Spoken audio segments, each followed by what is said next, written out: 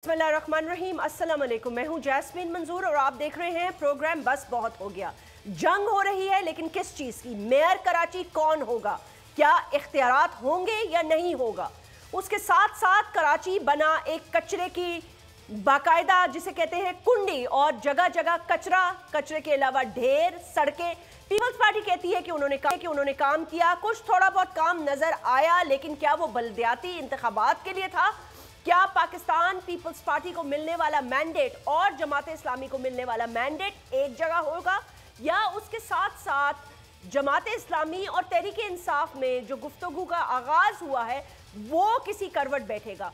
Mayor कौन होगा? Mayor Jamaat Islami का होगा, लेकिन किसकी सपोर्ट से? पीपल्स पार्टी की या तहरीक इंसाफ की? जमात इस्लामी को कौन सूट करता है? ये सब आज बात करेंगे हम कराची में तहरीक इंसाफ के सीनियर रहनुमा से। लेकिन उससे पहले कि उनकी तरफ जाएं और गुफ्तगू का आगाज करें कि पूछे जमात इस्लामी और तहरीक इंसाफ के दरमियान अब तक जो राब्ते हुए हैं उसमें कोई मुस्बत पहलू नजर आ रहा है या नहीं। आज की सबसे बड़ी खबर, कल इमरान खान साहब से गुफ्तगू और इंटरव्यू के दौरान मैंने उनसे ये पूछा कि कराची शहर आपका इंतजार कर रहा है। शहर कराची के अंदर लोग बल्दियाती इंतखाबात में उतनी बड़ी तादाद में नहीं निकले जितनी बड़ी तादाद में उन्हें निकलना चाहिए था। तहरीक इंसाफ की कॉल के बावजूद बहुत ज्यादा टर्नआउट कम रहा।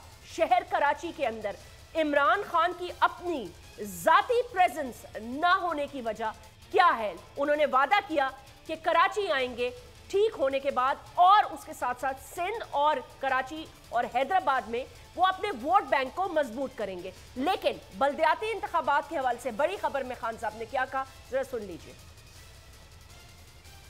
कराची में इलेक्शन, ये अगर इसी तरह के इलेक्शंस करवाने हैं तो फायदा ही नहीं इलेक्शंस करवाने का। जिस इलेक्शन के अंदर वो पार्टी जीत जाए जिसकी कराची के लोग नफरत करते हैं, क्योंकि कराची को तो उन्होंने खंडर बना दिया है।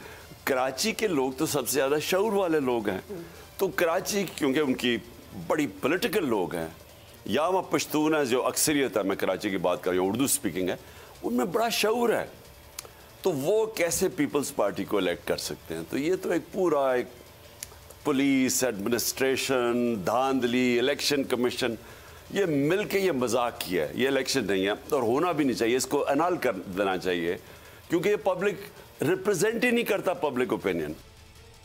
वेलकम बैक नाज़रीन, आइए आपको लिए चलते हैं, गुफ्तगू का आगाज करते हैं।